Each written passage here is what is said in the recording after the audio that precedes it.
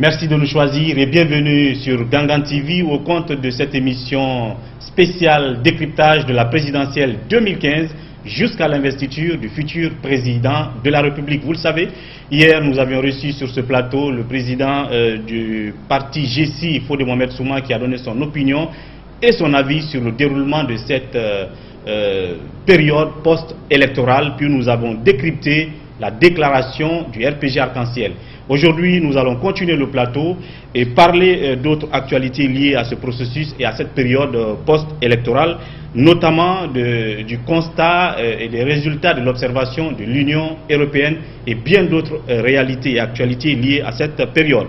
Avec moi sur ce plateau de décryptage, mon confrère journaliste Boubacar Sancho Bari, directeur de publication du site d'information ledjeli.com. Sancho, bienvenue sur ce plateau. Merci et bonjour à l'ensemble des téléspectateurs.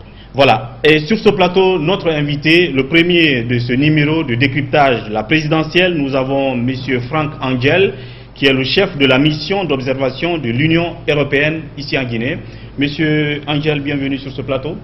Merci bien, je suis ravi d'être là. Merci surtout de la disponibilité. Je rappelle que quelques jours après donc, le scrutin du 11 octobre, l'heure est au constat, l'heure est aux différentes déclarations des différentes missions d'observation. Vous faites partie de l'une de ces missions d'observation, notamment celle internationale, l'Union européenne. Alors, la première question, elle va venir de Sancho. Quant à votre observation faite de ce scrutin du 11 octobre, Sancho. Voilà, nous savons qu'hier vous avez fait une déclaration préliminaire par rapport aux résultats de l'observation de votre mission. Mais ce serait toujours intéressant de rappeler la substance de cette déclaration aux téléspectateurs.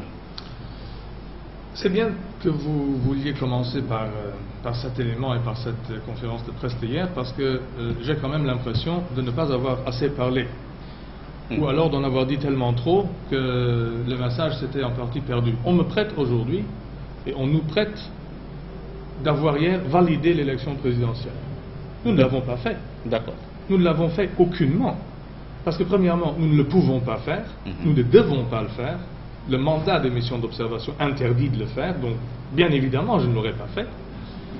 Et j'ai dit nous ne faisons pas le contraire non plus, afin de ne pas nous rendre récupérables par ceux qui prétendent d'ores et déjà que cette élection, pour des raisons qui doivent encore, le cas échéant, être décortiquées et déchiquetées, n'aurait pas été valable. Donc nous avons présenté ce que nous savons d'ores et déjà hier. Nous avons dit qu'il y avait de grosses défaillances de préparation technique, pratique de cette élection qui se sont traduites par... enfin, vous êtes électeur, vous aurez vu vous-même par certaines anomalies constatées. Quels ont été les problèmes dans les bureaux de vote. Cela étant, il y avait énormément de Guinéens, j'avais l'impression, qui dimanche se sont rendus aux urnes avec la volonté d'élire leur président de la République. Et les difficultés techniques que nous avons pu observer ne les ont pas empêchés de voter. Tout le monde qui voulait voter dimanche a pu voter dimanche. Voilà, ça c'était l'une des grandes choses que je voulais vous dire. Faire remarquer. Que je voulais dire maintenant, parce que précisément, on est quand même dans une période cruciale où on attend la publication des résultats. Absolument. Et nous serons là encore pendant toute cette période, et nous resterons là aussi longtemps qu'il le faut, s'il y a un deuxième tour bien évidemment, mais également pour, le cas échéant, observer le déroulement de la contestation électorale, si contestation il y a, devant la juridiction compétente. On va parler de cela tout à l'heure, mais faire la différence entre le fait, justement, comme vous l'avez dit, de faire des constats de ces anomalies et de valider une élection, ça fait deux choses différentes. Alors, vous avez fait des constats et vous l'avez dit, ces constats-là, de ces anomalies n'impacteraient aucunement, en tout cas pas négativement, sur la régularité du processus.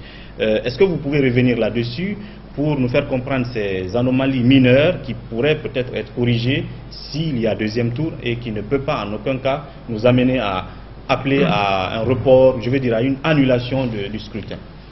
S'il peut y avoir annulation, à la fin du compte, c'est à la Cour constitutionnelle de l'apprécier sur base d'éventuelles requêtes qui lui seront présentées par ceux qui voudront présenter de telles requêtes. Nous, ce que nous avons dit, ce que moi j'ai dit hier, c'est que matériellement, il y avait beaucoup de choses qui, soit au début, soit pendant était difficile. Il y avait du matériel qui manquait. Il y avait des bureaux qui ont ouvert tardivement.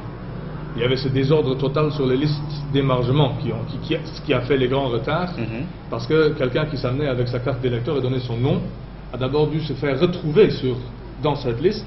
S'il avait de la chance, il était par hasard sur la première page. S'il avait de la malchance, il était à la dernière page. Et il a fallu parcourir l'ensemble de la liste pour que l'on retrouve cet électeur, ce qui a causé pas mal de désagréments. Mais cela en soi était déplorable parce que ça a fait beaucoup attendre les gens, mais cela ne les a pas empêchés de voter. D'accord. Ce que j'avais dit. Maintenant, de là à finaliser cette élection par proclamation de résultats et, le cas échéant, vider le contentieux, c'est encore un long chemin à parcourir, et nous ne préjugeons nullement de ce qui va encore se passer. Nous souhaiterions maintenant que la CENI, ainsi que le Code électoral le prévoit, procède vraiment, dès la disponibilité des résultats provisoires, à leur publication. Au compte-gouttes, vous voulez dire? Absolument. Dès que quelque chose est disponible, il faut que cela soit publié. Ça accroîtra grandement la transparence de l'exercice. Et d'ailleurs, c'est une obligation légale. Et nous souhaiterions bien entendu... C'est-à-dire, au lieu d'attendre l'arrivée du dernier procès verbal, de donner chaque fois qu'il y a des résultats, ce qui n'est pas en train d'être fait pour l'instant. C'est la raison pour laquelle je me permets de reformuler le souhait que cela se fasse, ainsi que je l'ai également dit hier. Voilà.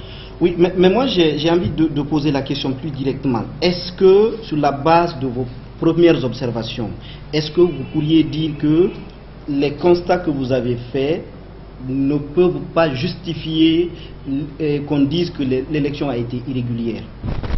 Ce n'est pas à moi de le dire. Ce que nous avons constaté jusque-là, ce que nous avons constaté le jour de l'élection, ne donne pas lieu à ça. Ou ne semble pas donner lieu à ça. Ou ne semble pas encore donner lieu à ça. Je n'ai pas vu l'ensemble des PV. J'en ai vu un hier qui m'a été envoyé par quelqu'un de Kissidougou.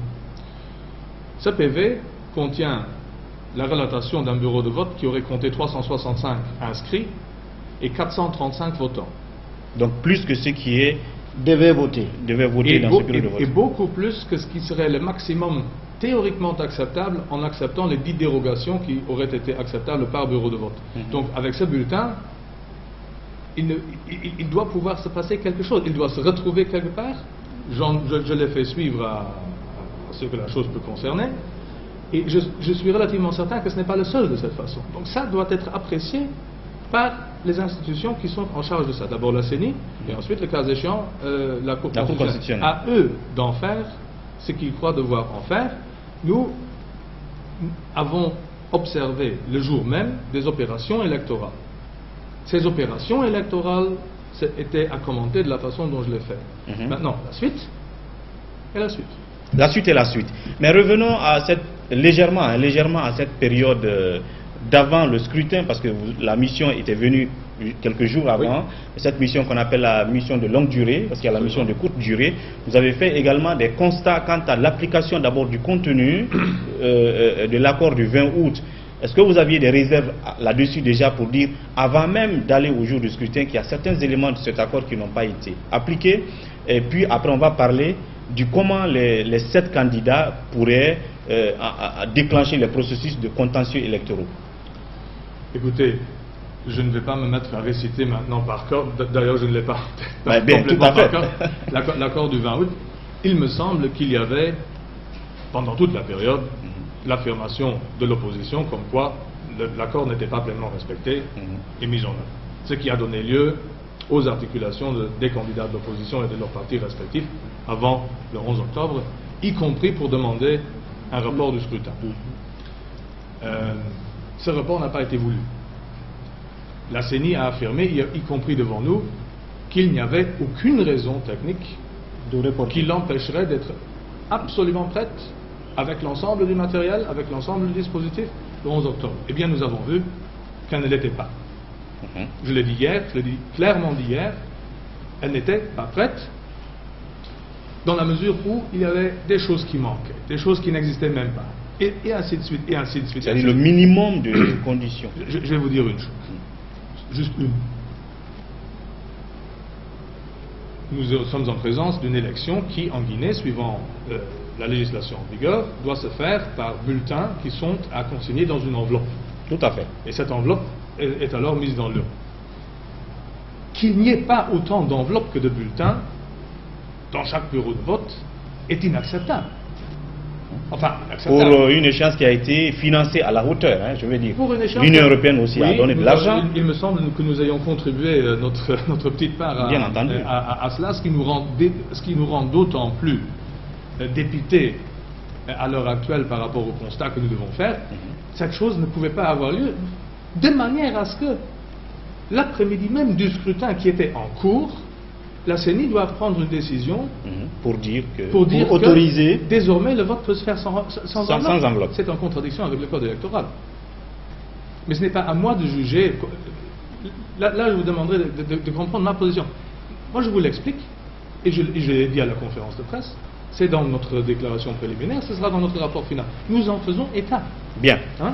Mais ce n'est pas à moi de prendre la décision, qui est une décision guinéenne, d'invalider ou de considérer valider cela comme un facteur qui devrait donner lieu à ceci ou à cela. C'est aux institutions guinéennes de faire. Voilà. Alors, en ce qui concerne le règlement des contentieux, vous avez fait des recommandations. Ce n'était pas des impositions, comme vous l'avez dit hier, pour ne pas qu'on abuse de vos propos. Alors, il y a quand même des procédures à suivre en termes de contentieux électoraux. On a vu que les 7 candidats ont d'ores et déjà demandé l'annulation du scrutin et même demandent à ce que la rue soit une voie de recours pour eux, puisque la Constitution leur donne. Une question là-dessus, peut-être à l'endroit de M. Angel. Non, je crois que hier lui-même, il a souhaité que les acteurs recourent aux voies légalement prévues dans le cadre de la contestation, dans le cadre des contentieux électoraux. Donc, sur ce point, je pense qu'il a été suffisamment précis. Mais moi, j'ai envie de lui demander, vous avez dit que, l'autorisation de faire voter sans enveloppe est manifestement en contradiction avec le code électoral. Manifestement en contradiction avec le code électoral. Mais la CENI vous dirait que elle est allée prendre cette autorisation exceptionnelle à la Cour constitutionnelle le jour même du scrutin. Alors, est-ce que quelque part, si c'est la Cour constitutionnelle qui autorise ça, alors que vous et moi, nous convenons que c'est en contradiction relative avec le code électoral, est-ce que ça ne justifie pas que les acteurs politiques aient peu confiance aux institutions? Je ne suis pas certain que cette décision-là, précisément, ait été soi-disant préautorisée par la Cour constitutionnelle. D'ailleurs, d'après ce que moi j'ai cru comprendre, c'est que les uns ont dit « nous leur avons demandé » et que les autres auraient dit « mais ce n'était même pas le cas ». Donc là, il y a un flou. Il y a un flou. Pour le reste, moi j'apprécierais cette affaire de la façon suivante. J'aurais envie de dire, il y a un élément qui est contraire au code électoral, clairement.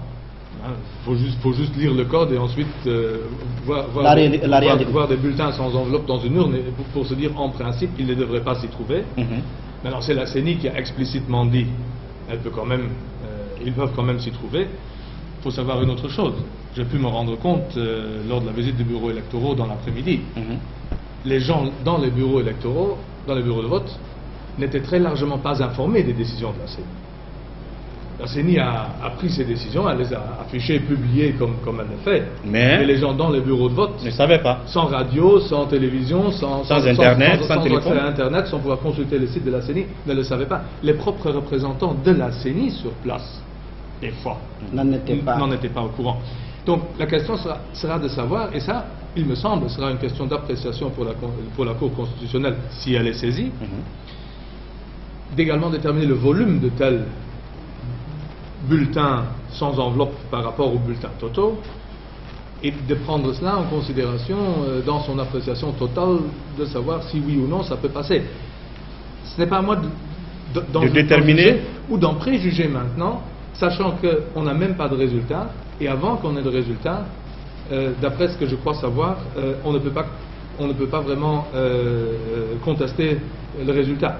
Bien. Donc, dans l'ordre logique des choses, il faut maintenant laisser les étapes de la procédure aller à leur terme. Remplir, aller à leur terme, et après chaque étape s'ouvre une nouvelle. Bien entendu. Je rappelle, chers téléspectateurs, que nous avons ici sur ce plateau M. Franck Angel, chef de la mission d'observation de l'Union européenne. Le processus continue, comme vous l'avez bien dit, les résultats provisoires, on ne les a pas. Hier, ce n'était que la déclaration préliminaire de l'Union européenne. Pour terminer, la dernière question, comment donc va se poursuivre les activités de l'Union européenne jusqu'à la proclamation des résultats provisoires définitifs? Pourquoi pas s'il y a deuxième tour et peut-être d'autres appels aux différents acteurs de ce processus, pour terminer? La première chose que je ferai encore aujourd'hui, c'est de m'adresser à l'ensemble des candidats à cette élection, en leur faisant parvenir la déclaration préliminaire. Ça me semble la normalité, la courtoisie qu'il requiert. Ce n'est pas encore fait? Ce n'est pas encore fait parce que nous sommes en procédure, mais surtout je voulais attendre pour que je puisse y adjoindre une lettre dans laquelle je rappellerai à l'intention des candidats. Je la rendrai publique, cette lettre, d'ailleurs vous la recevrez. D'accord. Afin de dire, je n'ai pas procédé à la validation de l'élection hier, peu importe ce que certains m'attribuent. Bien. J'avais manifestement demandé trop en m'adressant à un panel de journalistes et on leur dit, ne me prêtez pas des propos que je n'ai pas tenus.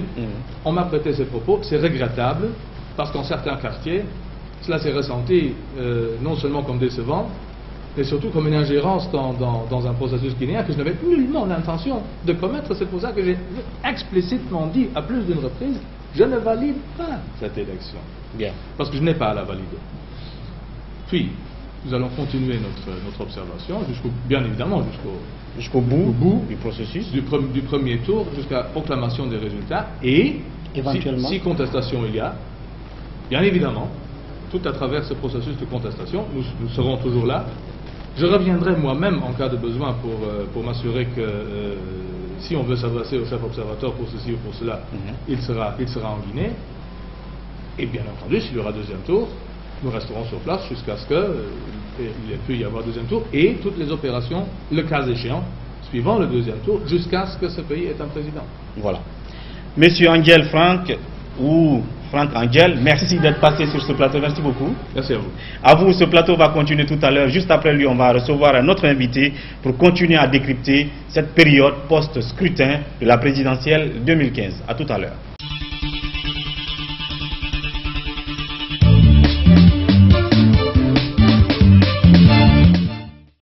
Voilà, décryptage de la présidentielle 2015, le plateau continue, après donc le chef de la mission d'observation de l'Union européenne qui nous a fait un peu l'étalage de la conclusion de l'observation de cette mission de l'Union européenne ici en Guinée, pour l'instant préliminaire, parce que leur conclusion définitive aura lieu et à cette occasion on l'aura aussi sur ce plateau. À présent avec nous sur ce plateau nous avons Nadia Nahman qui est porte-parole du président de l'UFDG, Elhadji Cellou Dalein Diallo. Nahman, bienvenue sur ce plateau. Merci de votre invitation. Et merci de la disponibilité.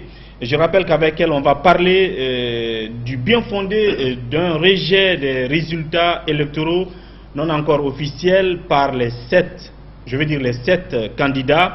Et puis la vidéo du président de l'UFDG qui fait polémique actuellement sur la toile et qui est interprétée comme un appel à l'insurrection. Elle va nous donner leur version des faits. La première question, une fois encore, revient à Sancho, qui est avec moi sur ce plateau. Moi, j'ai envie de demander d'abord, est-ce que, parce que nous avons tout à l'heure écouté le chef de la mission d'observation de l'Union européenne, comment est-ce que, au sein de l'UFDG, vous avez accueilli les conclusions préliminaires de cette mission? Absolument. Alors, ces conclusions préliminaires ont été accueillies avec beaucoup d'appréhension pour les raisons suivantes.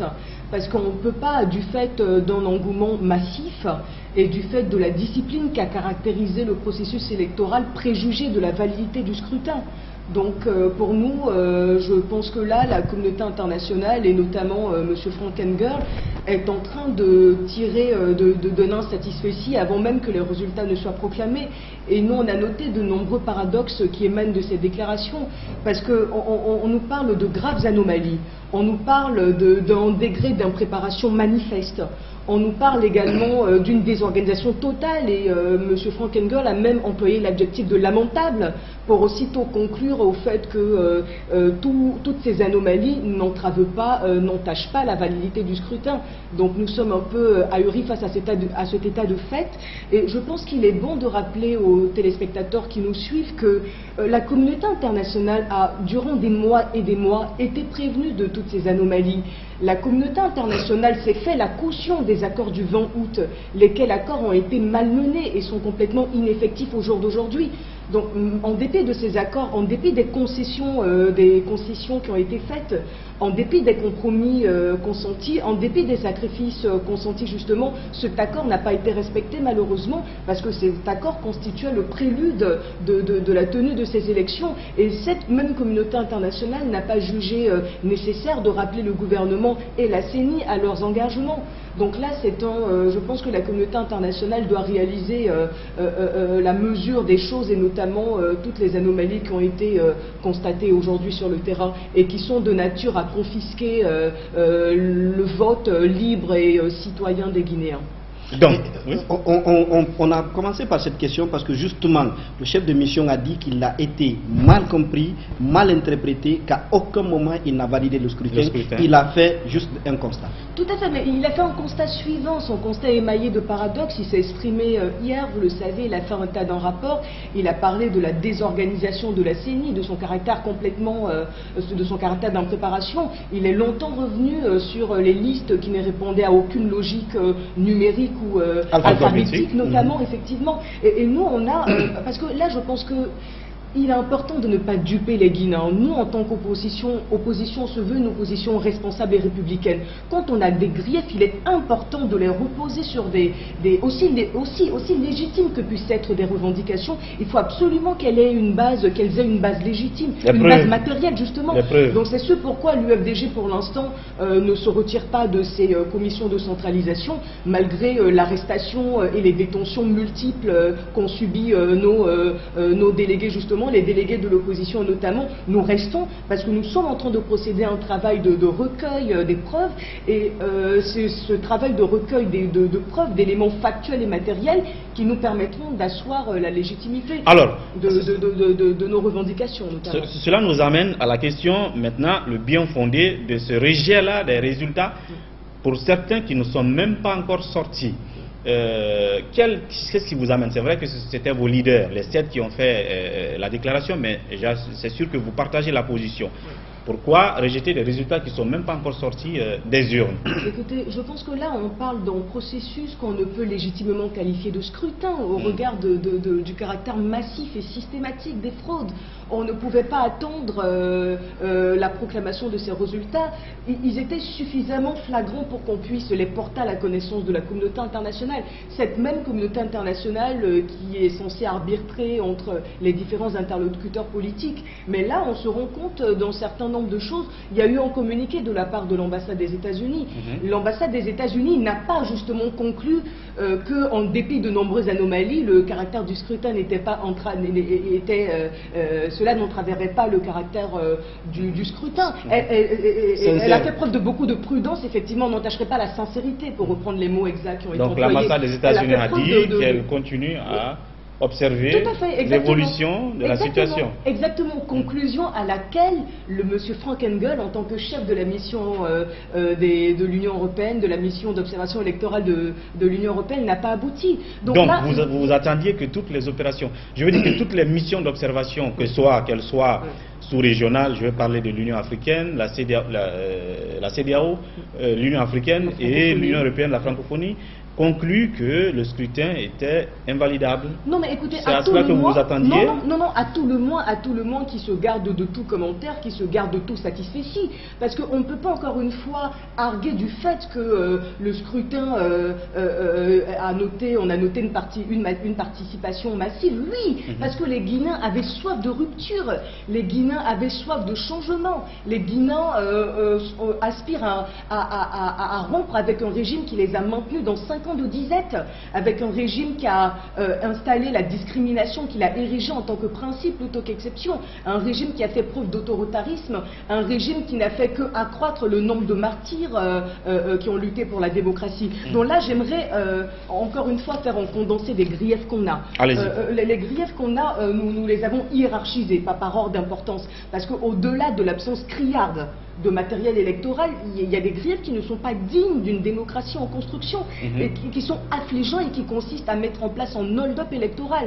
Je pense que là, quand on argue de la maturité du peuple guinéen, je pense que la participation massive à ces élections ont attesté de cette maturité, mais d'un autre côté aussi, le peuple guinéen est suffisamment courageux, audacieux, suffisamment conscient des enjeux qui se profilent pour éviter de laisser faire un hold-up électoral. Donc les griefs. Les griefs, justement. Alors, c'est important de dire une chose avant de commencer, parce que peut-être suis-je en train d'anticiper la question que bon nombre de journalistes et d'observateurs nous posent. Pourquoi participer à des élections dont vous savez d'avance, effectivement, c'était biaisé, dont j'anticipe, n'est-ce pas, Monsieur Houry? Je pense qu'il y a un certain nombre d'observations. On a affaire à une opposition républicaine, à une opposition responsable, parce qu'il faut mettre les choses en perspective. On est parti de la violation de la loi, parce qu'on a quand même une constitution, on a un code électoral. Si on s'était tenu à ces outils juridiques, on n'en serait pas à ce degré de tergiversation qui mettent même en danger la cohésion de la nation. Donc, violation de la loi. Ensuite, on passe aux accords. Violation des accords. Donc là, l'opposition se dit, écoutez, nous, en tant que parti politique, quand même, il faut laisser la chance à cette démocratie bancale d'être redressée. Et puis, la vocation des partis politiques, c'est de, bien entendu, participer à des élections politiques. Et c'est vrai que nous nous attendions en amont à des intimidations. Nous nous attendions en amont à des bourrages d'urnes. Nous nous attendions en amont à ce qu'il y ait des votes de mineurs avec ou sans procuration.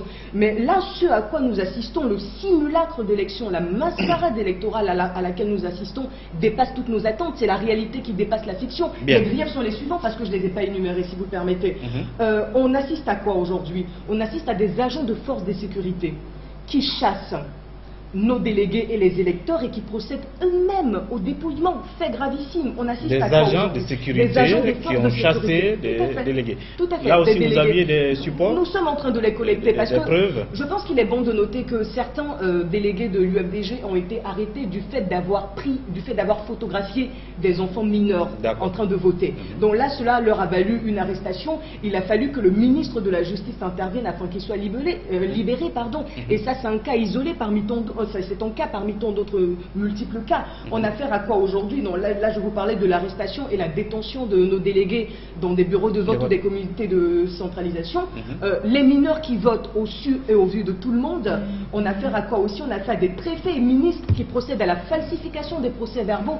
Je pense que c'est très important, parce qu'aujourd'hui, la communauté internationale nous exhorte, à juste titre... Préfet, ministre, est-ce qu'on a un nom? Ministre, par exemple. Écoutez, nous avons des noms, nous avons, je vous citerai des noms tout à l'heure, j'y reviendrai, j'ouvrirai mon document, mais là, on nous dit justement, quand on parle de la falsification des procès, parce que quand bien même il faut intenter des recours devant la Cour constitutionnelle, encore faudrait-il que ces procès-verbaux reflètent la réalité. Mais écoutez, un exemple assez flagrant de violation, ça c'est, on l'a affirmé, on l'a relevé lors de la conférence de presse du G7. On a constaté, Sidya Touré a affirmé le chiffre de 30%. 30% des bulletins de vote qui se sont volatilisés dans la nature.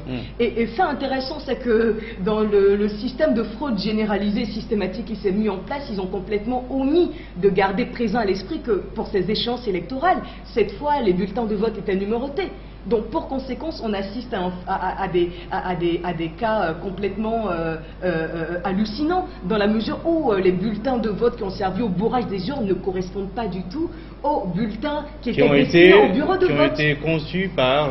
pour ces bureaux de vote. Pour ces bureaux de vote, exactement. Donc, je continue aussi pour dire que là, on a constaté l'utilisation massive de bulletins de fraude précochée. On a également des éléments de preuve relatifs à l'intimidation et à la corruption des électeurs. électeurs un coup de sac de riz qui viennent fraîchement d'être importés. On a le contrat, le président l'a mis sur son site internet, et fait encore grave, on a privé de leur droit de vote non seulement bon nombre de Guinéens, parce que c'est systématique. Il faut dire que les fraudes visaient principalement les fiefs de l'UFDG.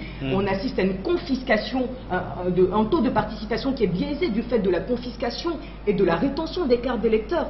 Et deux autres éléments importants: violation flagrante du code électoral du fait que la CENI, par ces deux communiqués du dimanche, la CENI a autorisé le vote sans enveloppe. Mais c'est une violation de l'article 67.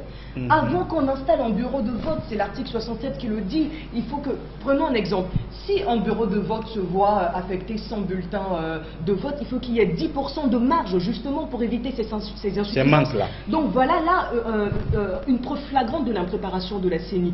La CENI encore, en toute violation du code électoral, autorise justement aux personnes de voter sans pour autant qu'elles ne soient inscrites sur les listes électorales. C'est encore une violation. Prenons le cas des assesseurs, c'est très important.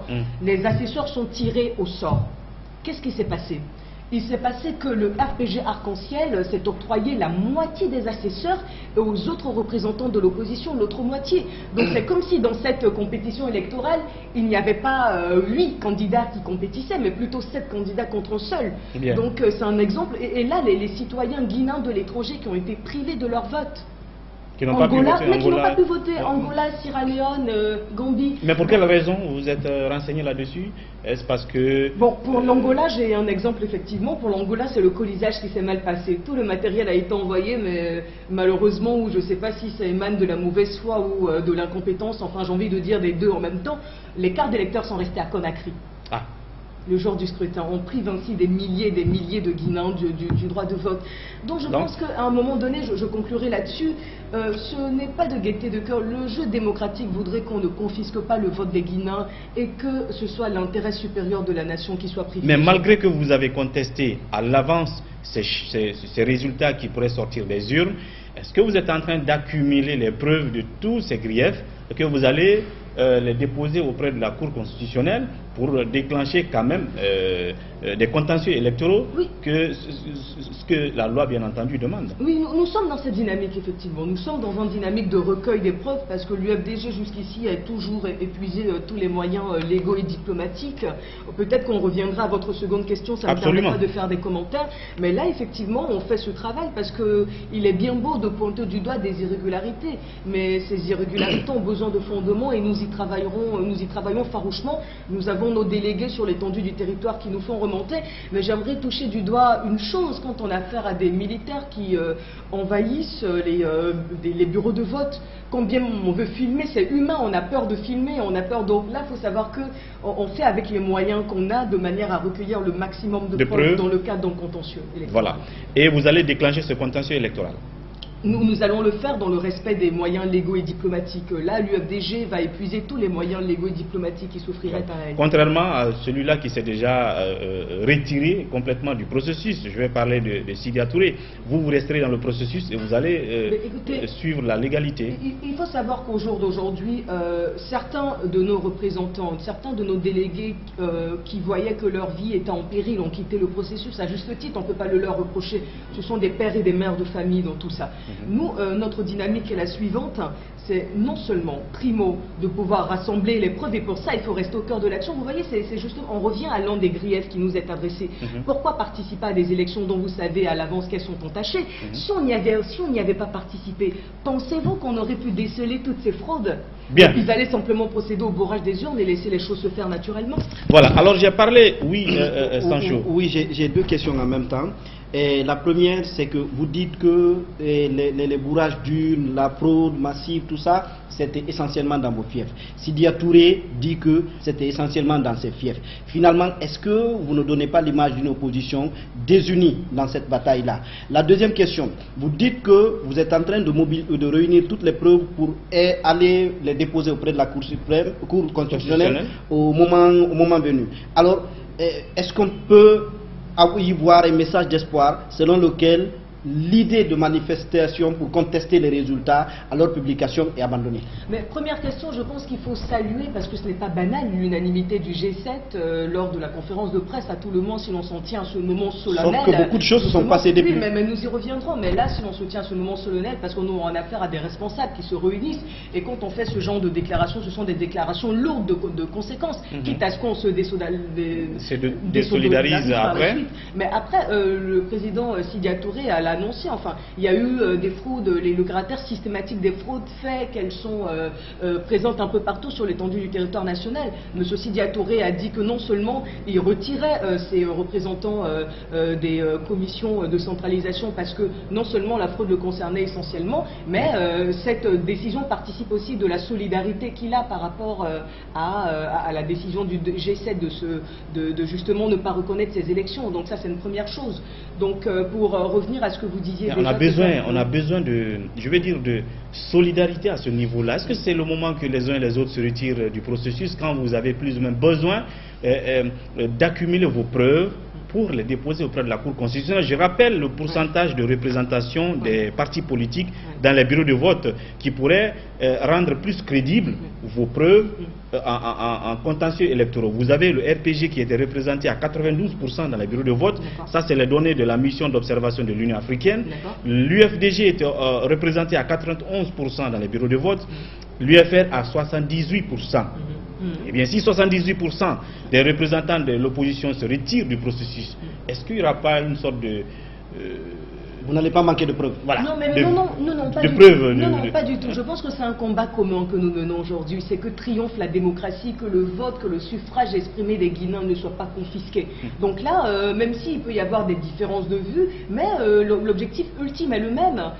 Monsieur Sidya Touré a décidé de retirer ses délégations, ses représentants du processus. C'est une décision qui a été prise, je suppose, au sein des instances dirigeantes du parti. Nous, on a décidé de rester pour faire davantage collecte, et à mon avis, cela n'entrave pas justement la légitimité et la solidarité qu'on a. De la contestation. Et je rappelle pour le reste, PEDN représenté à 26%, le parti groupe de Papakoli à 11%, l'UGDD de Gandhi Faragui Tunkara à 8%, le BL de Fayami Limuna à 8% et le PEC de Marie-Madeleine à 9%. Alors, sur la question... La seconde question, c'était est-ce que l'idée de manifestation pour contester les résultats est abandonnée? Écoutez, l'idée de manifestation, d'ailleurs ce qu'il faut savoir, je ne sais pas, ça me fera aborder la deuxième question, mais l'idée de manifestation, il faut savoir que nous avons tous intérêt à ce que la Guinée ne sombre pas. Les exemples dans la sous-région sont illustratifs. Exactement. On a le cas de la Sierra Leone, on sait que la Guinée a accueilli bon nombre de réfugiés, on sait à quel point la Guinée est un acteur majeur de la stabilité sous-régionale.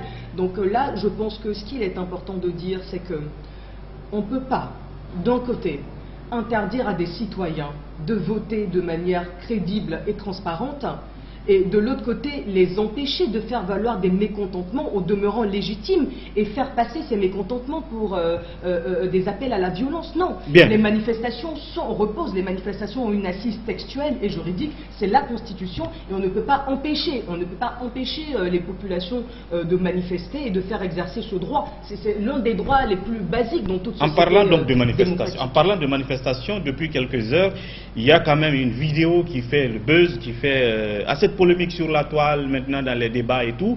C'est bien sûr cette vidéo dans laquelle on voit le président de l'UFDG et qui est interprété comme un appel à l'insurrection publique et sur toute l'étendue du territoire.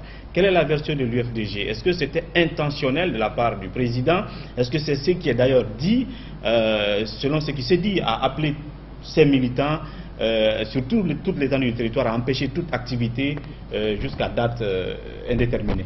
Mais je pense que là, on a fait un communiqué qui a été adressé à tous les acteurs nationaux et internationaux pour pointer du doigt, tous les procédés, le mode opératoire machiavélique des communicants du RPG. Je reprendrai cette question par trois choses. On parle d'appel à l'insurrection. Rappelons-nous que quelques années avant, le professeur Alpha Condé s'exprimait dans une vidéo en disant « Pourquoi fait-on la guerre ?» parce que pour établir la démocratie. Et je continue toujours dans le cadre de ces propos pour dire que... Cette vidéo-là, il paraît que oui. cette vidéo est morcelée pour le placer dans un contexte dont on voudrait se servir.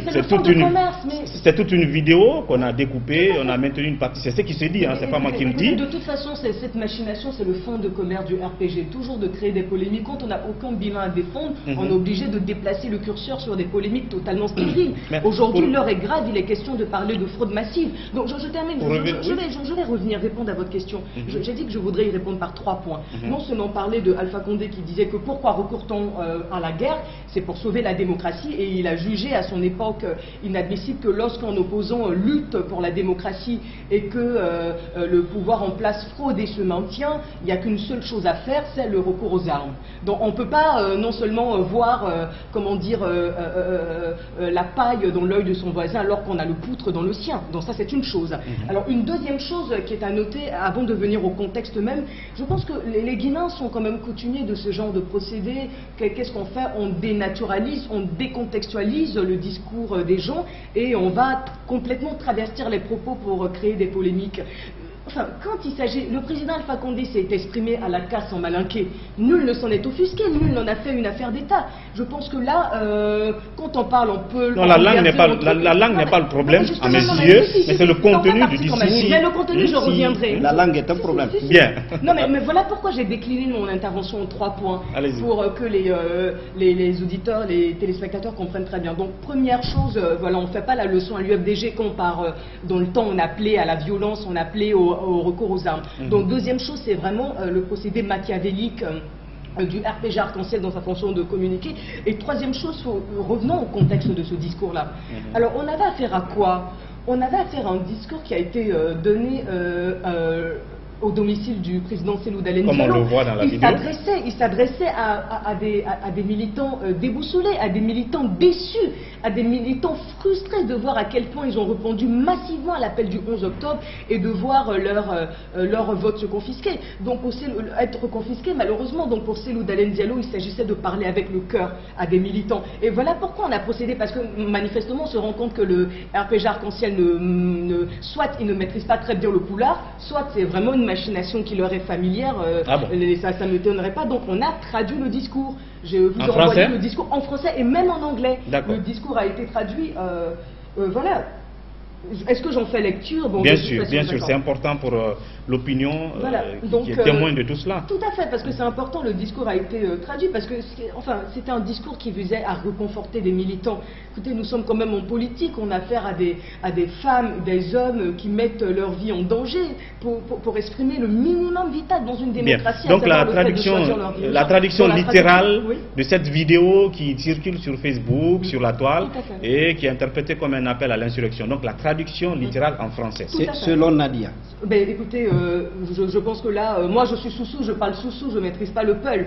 Donc là, je pense que tout le monde pourra, parce que, enfin, on a des preuves quand même. Absolument. La vidéo est accessible, les gens pourront comparer. Regardez. Exactement. Donc voilà la traduction intégrale de la vidéo. Attendez. Asseyez-vous, parce que la tension commençait à monter, les militants étaient complètement déçus, comme je vous le dis. Attendez, asseyez-vous, c'est quelque chose que nous avons en partage et nous devons en parler. Un bon père de famille qui s'adresse justement à ses militants. Au clair, ils veulent confisquer nos votes. Nous ne devons pas l'accepter. Rentrez chez vous et mobilisez les gens. Qu'ils soient courageux. On ne sait pas ce qui va se passer, mais soyons courageux. On ne meurt que le jour où Dieu le voudra. Soyons courageux. S'ils disent qu'ils vont confisquer nos votes et c'est ce qu'ils veulent, nous refuserons. Que toutes les rues et toute la ville soient bondées, que tout le monde sorte. Même si c'est seulement peu de personnes qui sortent, nous serons affaiblis. N'ayez pas peur, nous devons être courageux, donc soyons courageux, mobilisons tout le monde, que tout le monde sorte. Donc là, où est le propos incendiaire? Quelqu'un qui, justement, on appelle à la mobilisation, mais c'est pas un appel à l'insurrection, je suis désolé. Bien, oui, mais c'est important. Mais quand on dit... C'est important. Non, mais je pense que c'est important. Quand on dit on ne meurt que quand Dieu l'aura voulu. Tout à fait. Qu'est-ce que ça sous-entend un message comme celui-là? Mais écoutez, quand on veut distiller la peur quand on veut distiller la peur, la méfiance entre les Guinéens, quand on veut justement faire passer des contestations légitimes, quand on veut empêcher que les gens expriment leur mécontentement face à ce qu'il faut appeler, sans avoir peur des mots, en hold-up électoral, mais qu'est-ce qui reste ? Qu'est-ce qui reste? Donc là, on ne peut pas priver. C'est le sacrifice? Non, pas du tout. Mais écoutez, de toute façon, des sacrifices ont été consentis pour la démocratie en Guinée. Ça a été consenti en 2009, nous avons eu des martyrs. Ça a été consenti en 2010, ça a été consenti en 2013. L'idée, c'est de faire justement que la Guinée aille vers la paix. Et le président Cellou Dalein Diallo l'a toujours affirmé, il n'y a qu'un seul chemin qui mène vers la paix, c'est celui de la justice. Et quand des citoyens se sentent discriminés, quand des magasins, quand il y a des dégâts matériels ciblés dans des magasins, quand il y a des personnes qui payent de leur vie pour asseoir un processus quelque peu démocratique, je pense qu'à un moment donné, il y a lieu de se dire les choses. Bien. Une dernière chose, oui, avec ta permission. Vous semblez voir au président Alpha Condé et tous ceux qui sont autour de lui comme le diable en personne. Alors, par rapport à la première partie de la réponse à la question, selon laquelle Alpha Condé lui-même a recouru aux mêmes pratiques, est-ce que quand un parti veut incarner l'alternative, est-ce qu'il peut faire comme celui qu'il critique? Attention, je vais m'exprimer parce que, enfin, ce n'est pas parce qu'Alpha Condé l'a soutenu qu'on doit se servir de cet argument pour justifier tout appel à la violence, pas du tout. Voilà pourquoi j'ai bien précisé qu'on ne fait pas la leçon aux gens, on ne parle pas d'appel à l'insurrection, quand à l'époque, on s'est même fait le chantre de ces appels à la violence. Donc c'était ça, il est indispensable d'apporter cet élément d'éclairage. Nous, on est dans une dynamique pacifique. Le président Cellou Dalein Diallo est un homme épris de paix. Nous sommes à une période particulièrement difficile où tout choix doit être posé et réfléchi. Alors là, pour préciser, pas plus tard qu'avant-hier, il y avait des problèmes du côté de Bambeto, Cimenterie et autres. Eh bien, la nouvelle qu'on nous laissait entendre, c'est que ces jeunes gens n'ont fait que répondre à cet appel du président de l'UFDG. Alors, vous, en tant que son porte-parole, est-ce que vous affirmez qu'il n'y a aucun appel pour l'instant avant la sortie des résultats provisoires venant de Cellou Dalein Diallo, disant aux jeunes de Bambeto et d'autres parties de l'Axe de sortir et d'empêcher toute personne de circuler? Mais écoutez, la réponse est claire.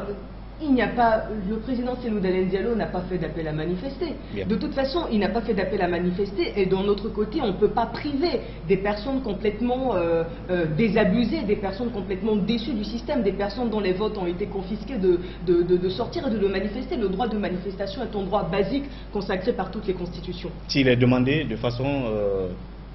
je veux dire légal. Non, mais écoutez, s'il est demandé de façon légale, effectivement, on ne peut pas priver les gens de manifester. C'est l'essence même de la démocratie. Voilà, pour terminer là-dessus, puisque le processus continue, pour l'instant, la CENI est en train d'égrener les données et les procès-verbaux qui viennent de l'intérieur. J'espère que parallèlement à cela, l'UFDG fait autant, à travers ses délégués, remonter les informations. Alors, vous êtes à quelle phase et quelle sera la posture dans les heures à venir, juste après peut-être la publication des résultats provisoires? En 1 minute 30 secondes. Écoutez, nous, on est en train de faire ce travail de centralisation des données également et surtout de recueil des preuves pour pouvoir, bien entendu, fonder nos revendications, fonder la légitimité de nos revendications. Donc là, je pense qu'on a une Cour constitutionnelle qui a rendez-vous avec l'histoire. Il est très très important. Pour la première fois, depuis sa mise en place. Exactement, les 9 sages qui vont être constitués ont la lourde responsabilité de mener la Guinée à la paix par rapport aux décisions qu'ils prendront lors justement du contentieux électoral qui est tout à fait inévitable. Donc là, je pense que pour le président Cellou Dalein Diallo, ce qui doit primer, c'est la paix avant toute considération. Et comme je le dis, pour qu'il y ait la paix, il faut que la justice puisse mener à cette paix tant proclamée par tout le monde. Mais on se rend compte que derrière, les actes ne suivent pas et qu'on veut manifestement imputer... parce que je terminerai par ça. Les populations ne sont plus dupes du mode opératoire du RPG Arc-en-Ciel. C'est non seulement d'imputer la responsabilité de violence qui émane de leur irresponsabilité, de l'impréparation de la CENI à l'opposition, ça d'une part, et d'autre part de détourner des manifestations complètement pacifiques et des contestations et de les faire passer pour violentes. Mais ce procédé ne marchera pas. Voilà. Nadia Nahman, porte-parole du président de l'UFDG, l'âge Cellou Dalein Diallo, qui passait sur ce plateau. Eh bien, le plateau va continuer jusqu'à l'investiture du futur candidat. On ne sait pas ce sera qui, bien entendu. Et j'espère vous revoir sur ce plateau à d'autres occasions pour parler de tout cela. Je l'espère autant que vous, monsieur. Merci beaucoup. Merci d'être passé sur ce plateau. Merci à vous. À vous, nous nous retrouverons tout à l'heure dans la troisième partie, on va dire, de cette émission, cette fois-ci pour décrypter la déclaration préliminaire de la mission d'observation de l'Union africaine. À tout à l'heure.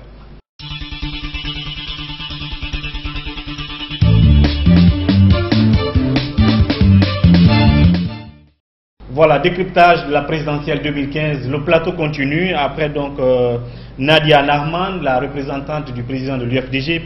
On devrait recevoir sur ce plateau, bien entendu, comme troisième invité. Il devrait d'ailleurs être le premier pour nous parler de la situation sécuritaire dans la période post-électorale. C'est bien sûr le ministre de l'Intérieur, Dr Mahmoud Cissé, qui finalement n'a pas répondu à l'invitation qui était pourtant calée et prévue. On espère l'avoir peut-être demain sur ce plateau pour nous parler de cette situation sécuritaire pendant cette période post-électorale, quand on sait qu'il y a des échauffourées un peu partout à Conakry depuis avant-hier, hier et aujourd'hui aussi. Alors la phase suivante et terminale de cette émission, c'est le décryptage, je l'ai dit à l'entame de l'émission, de la déclaration préliminaire de la mission d'observation de l'Union africaine, qui nous a parlé d'un certain nombre d'anomalies aussi, tout comme les autres missions d'observation. Vous l'avez sans doute suivi, mais on va laisser les téléspectateurs suivre cette déclaration et juste après on se retrouve pour l'analyse. 154 bureaux de vote ont été visités par les observateurs de l'Union africaine le jour du scrutin présidentiel à travers les 8 régions administratives de la Guinée. Dans sa déclaration préliminaire, la mission s'est dite satisfaite de la mobilisation des électeurs et de leur disponibilité. La mission des élections de l'Union africaine a observé avec satisfaction que dans 98,5% des bureaux de vote visités par les équipes, l'élection s'est déroulée dans la sérénité. Un fort engouement des électeurs a été observé avec des files d'attente tout au long de la journée. Le chef de la mission d'observation de l'Union africaine revient ici sur des insuffisances constatées dans certains bureaux de vote. La mission d'observation électorale de l'Union africaine a constaté l'insuffisance des matériels électoraux dans plusieurs bureaux de vote, une quantité insuffisante des bulletins de vote et d'enveloppes a été observée, notamment en fin d'après-midi. Mohamed Dileta ne casse pas la position de sa mission d'observation sur la lenteur enregistrée dans des bureaux de vote par certains membres, une situation qui s'expliquerait par la mauvaise présentation du fichier électoral par la CENI. La mission d'observation électorale de l'Union africaine a cependant constaté que les fichiers électoraux n'étaient pas présentés par ordre alphabétique ni par numéro de carte électeur. Cette défaillance a causé non seulement une lenteur dans les opérations de vote, mais porte également atteinte aux normes universelles de transparence des élections. Plus loin, il parle du non-respect de la décision de la CENI de prolonger l'heure de la fermeture des bureaux de vote par certains membres. L'heure de fermeture des bureaux de vote a été repoussée à 20 h pour pallier les retards observés lors de l'ouverture de la scrutin dans plusieurs bureaux de vote. Cependant, la mission a constaté que cette décision n'a pas été appliquée de la même manière par tous les agents électoraux. Par endroits, les bureaux étaient fermés dès qu'il n'y avait pas d'électeurs. Ailleurs, ils étaient fermés à 18 h car ils ont ouvert à l'heure. A noter que la mission d'observation de l'Union africaine a constaté l'inégalité des moyens entre les partis politiques candidats dans le déploiement de leurs délégués au niveau des différents bureaux de vote.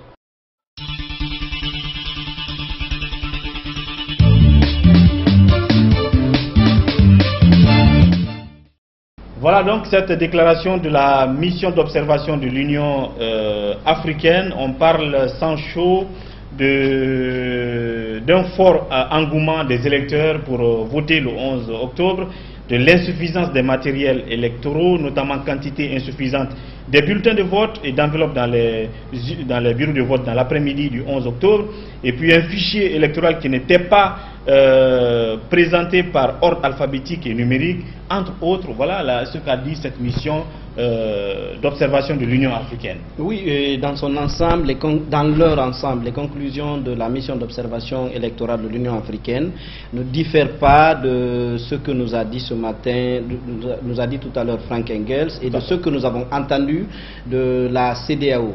Et ce qui a marqué les élections du 11 octobre, ce sont les dysfonctionnements, ce sont les anomalies, c'est un certain nombre... Mais c'est d'abord la mobilisation des électeurs. C'est vrai, c'est d'abord la mobilisation, disons. La mobilisation a surpris parce que à la veille de l'élection, il y avait eu des troubles. Et beaucoup avaient estimé que, à raison de ces troubles, les gens n'iraient pas voter. C'est le contraire qui s'est passé. Beaucoup sont allés voter et au-delà de la mobilisation, ils l'ont fait dans le calme et la discipline. Sur toute l'étendue du territoire national, on n'a pas signalé des troubles créés par les électeurs. Or, il y avait des raisons. Il y a par exemple l'aspect du désordre sur la fiche électorale, sur la fiche d'émargement, qui, l'ont rappelé les observateurs de l'Union africaine, n'avait ni ordre alphabétique, ni ordre numérique. Donc, et du coup, ça provoquait une certaine lenteur. Ça aurait pu susciter une certaine révolte, un énervement de la part de certains électeurs. Ça ne s'est pas produit. Et puis au-delà, nous avons cité, ils ont énuméré tous les autres aspects qui n'ont pas marché dans le cadre de l'organisation, dans le cadre de la logistique liée à cette élection. Mais les Guinéens, en tant qu'électeurs, ont dépassé ces petits soucis, ou disons ces soucis, pour privilégier l'aspect vote, l'aspect élection. Ça quand même c'était quelque chose qu'il fallait noter parce que c'était encore une fois relativement paradoxal. Et par-delà tout, cette mission d'observation de l'Union africaine nous a fait remarquer à la fin que toutes ces anomalies qu'elle a constatées dans les 145 bureaux de vote qu'elle a sillonnés sur l'étendue du territoire, eh bien, ces anomalies ont suscité une lenteur dans le processus de vote et qui, en conséquence, porte atteinte aux normes universelles de transparence des élections. Porte atteinte aux normes universelles de transparence des élections. Oui, c'est peut-être l'élément nouveau. Oui. C'est peut-être l'élément nouveau, c'est un jugement, c'est un constat, c'est une conclusion plutôt qui tranche avec ce que nous avons entendu. C'est vrai que c'est dit de manière subtile, mais que quand même les termes sont plutôt clairs. Ça signifie quand même... ça signifie que tout ce qui s'est passé est regrettable parce que c'est de nature à entacher le mandat de celui qui pourrait être élu si jamais, par exemple,